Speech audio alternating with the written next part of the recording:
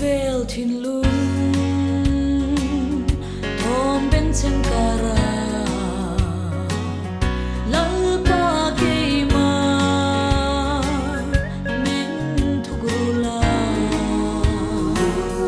thin lung lakata I an chunga I o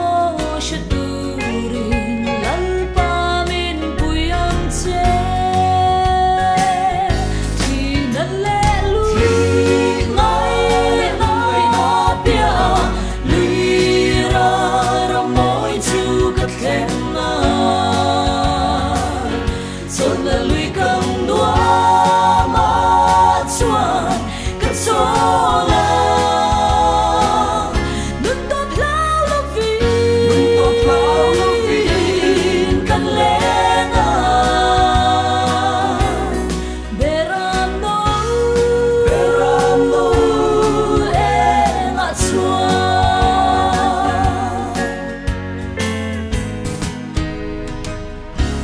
kavan taksa rathara wahya nam chau du tu ida sia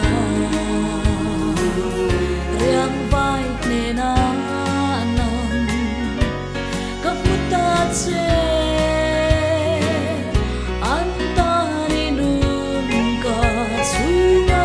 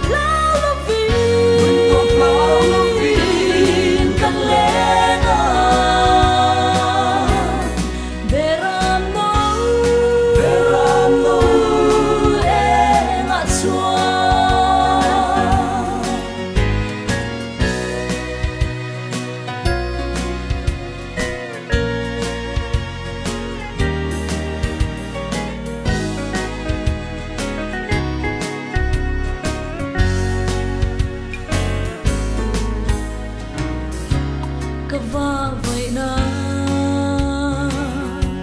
thaler shom hi Krista